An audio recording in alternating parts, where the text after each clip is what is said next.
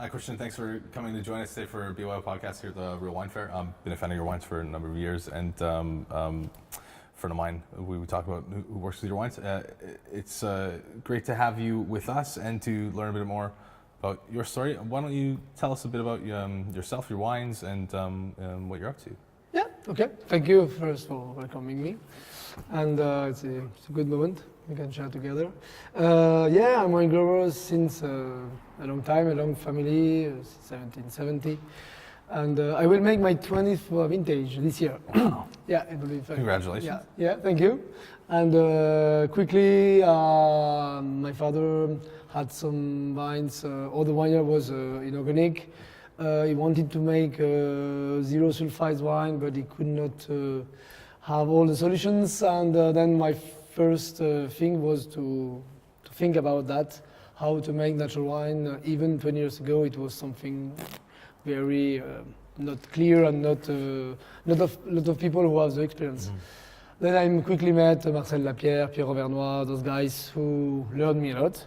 And I made lots of mistakes and things, but it's good experience now.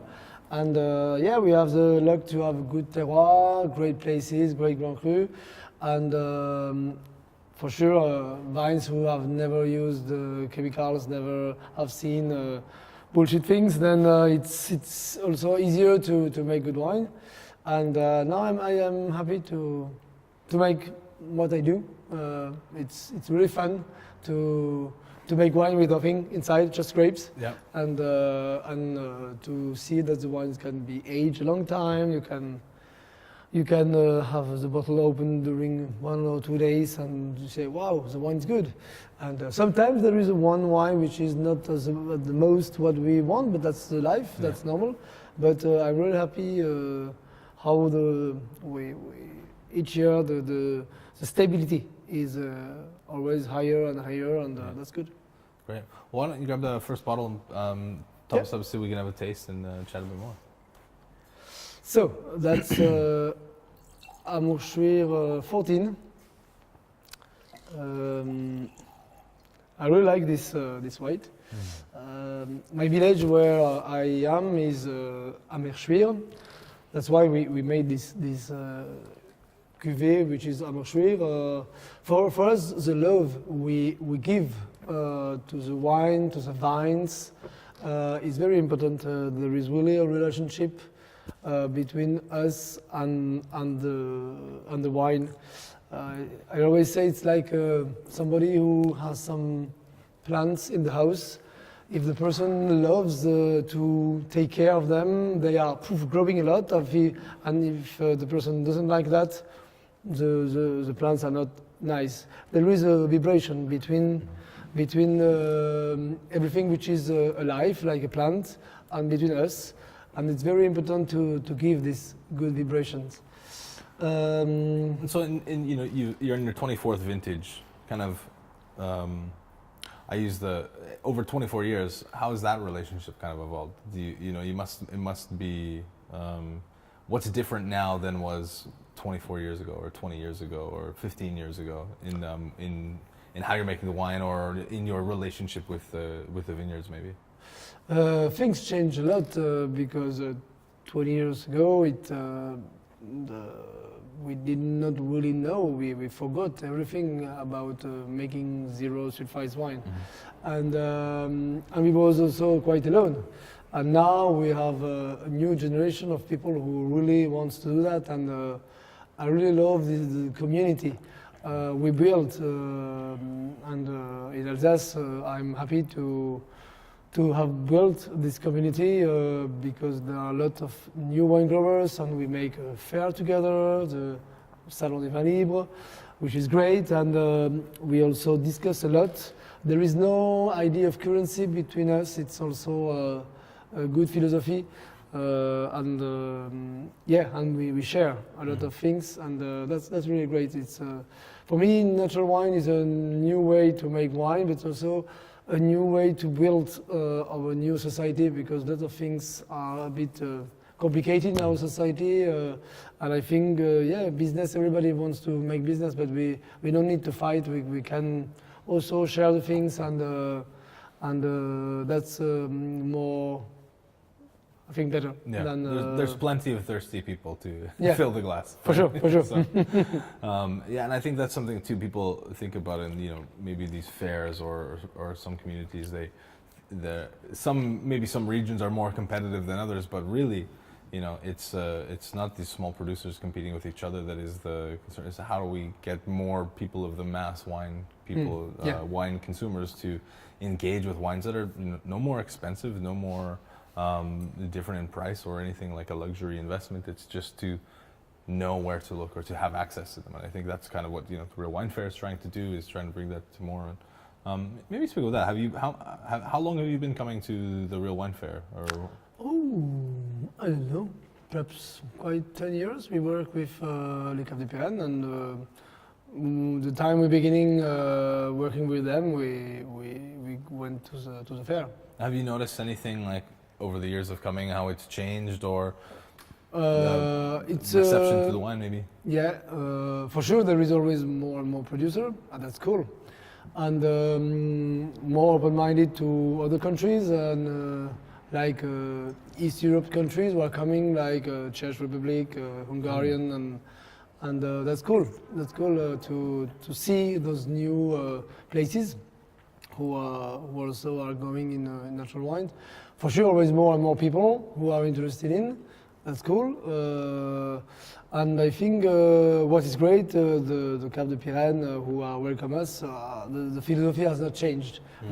Also, it's probably bigger because the market is going bigger, but the philosophy is very human. People are cool, people are really friendly with us, and that's cool for us also.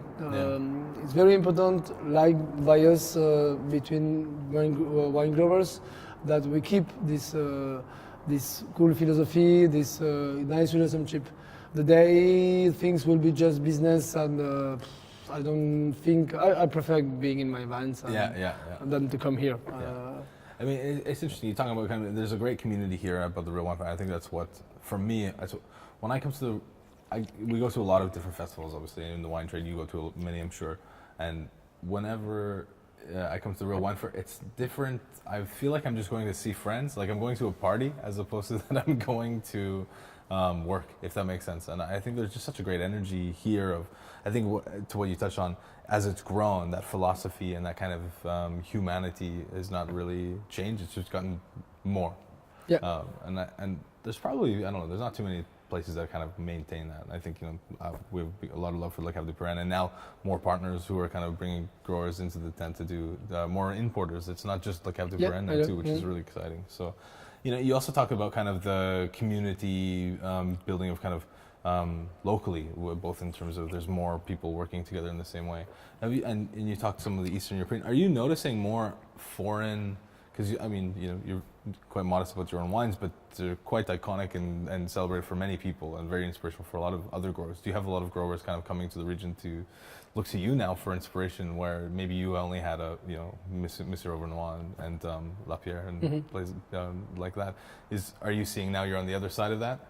Yeah, for sure. I see all the wine grower who comes looking and asking me and calling me, and it's fun. It's a good thank you the people give me, and it's really cool.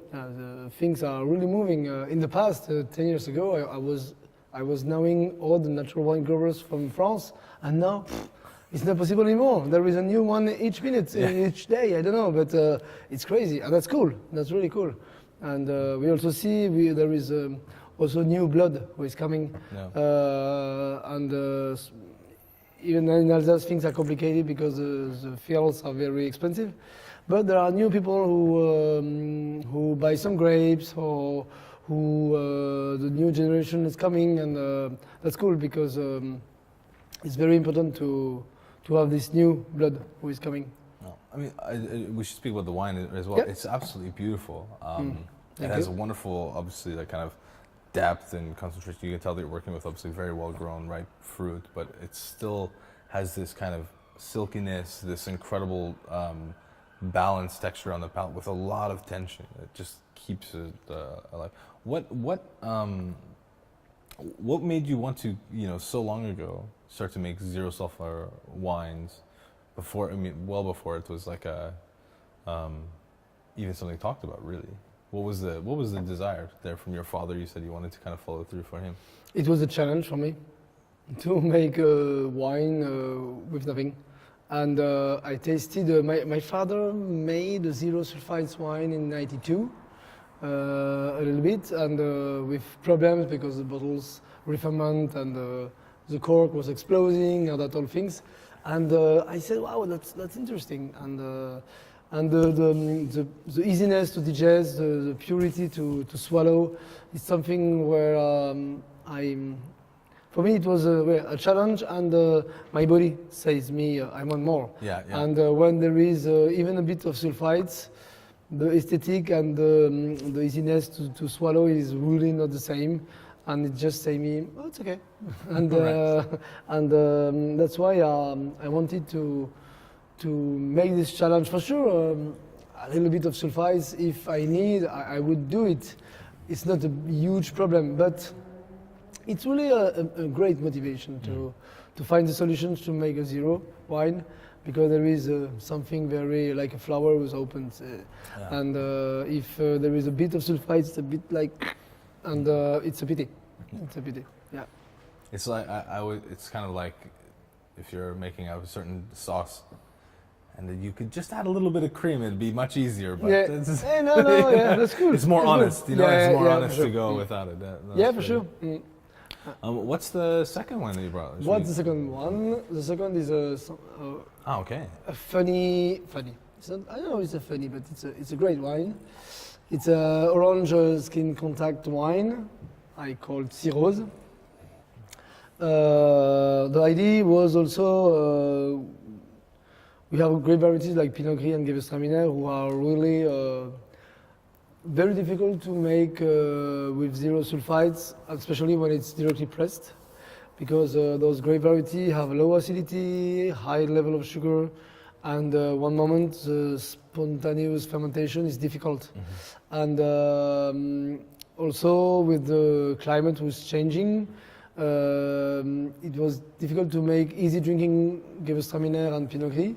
And it's really a good opportunity to have tasted orange wine from Italy, Georgia, Slovakia, Croatia, because for me, for our climate, which is very warm, very continental and hot, it's really a good way to find the buvability and the easiness to swallow and to drink for those grape variety who are a bit huge. And it smells so much rose, the Gewürztraminer in skin contact, because the aroma of Gewürztraminer are into the skins. Mm-hmm. And then when you make a maceration, you have more this aroma. That's why I make this cuvée Cirrhose, because it smells so much rose. And after, it's funny because Cirrhose is also our leather big friend. And that's why the label is funny. It's wonderful. It's got a beautiful, it has all of those aromas. It's definitely really quite fragrant on the nose, but it's so calm on the mm-hmm. palate, if that makes sense. It's very quite delicate, elegant in the way that it kind of grates. It's not too overpowering. Yeah. It's mm-hmm. and the extraction is very delicate as well. So it's got a very nice kind of softness. With these kinds of wines, even with these grapes, sometimes you see more people trying to make this style because it's more like a testament to the ripeness of the fruit, right? Especially mm-hmm. Pinot Gris.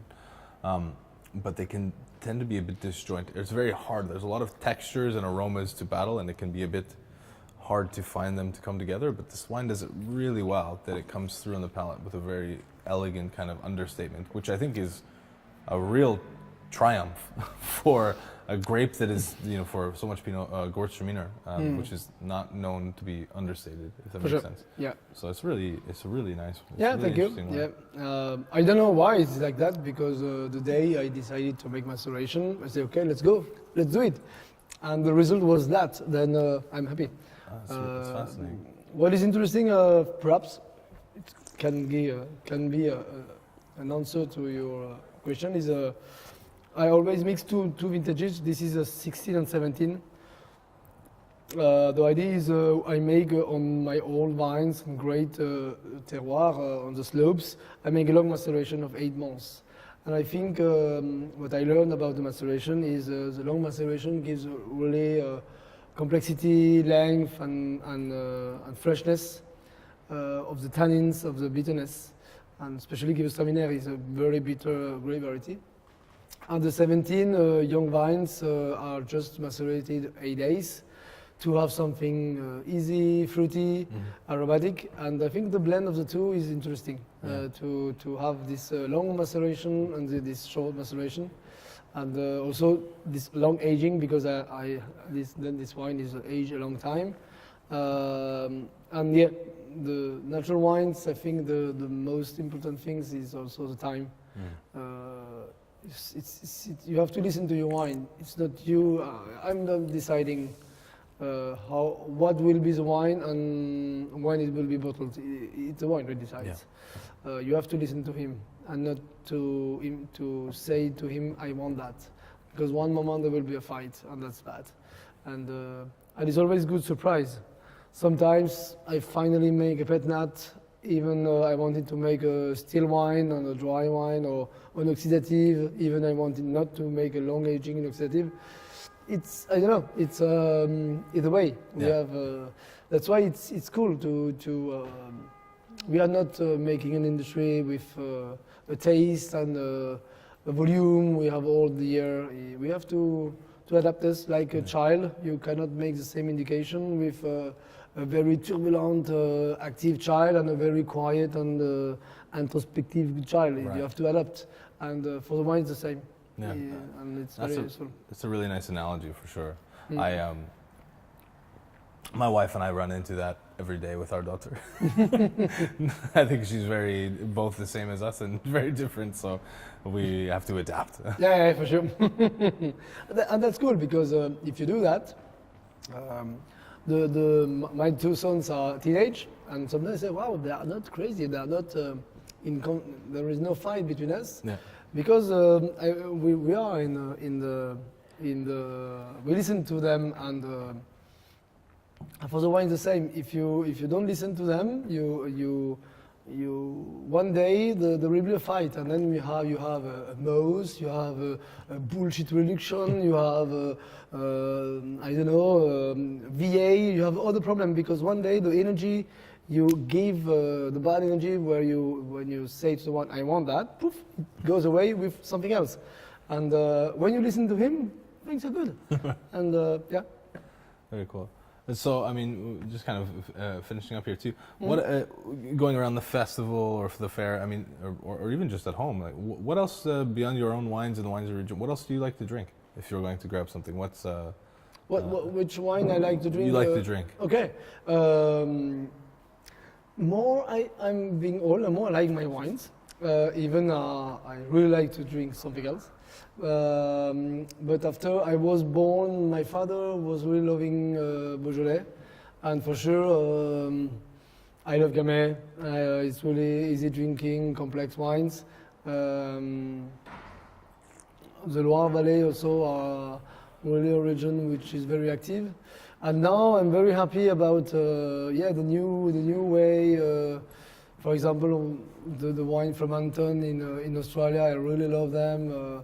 I think there is really good, great soil, great places in the world, and it's really funny to learn about that and to yeah. Then I like these new places for sure. The traditional region in France, many times there are also not a lot of wine growers who make great wines.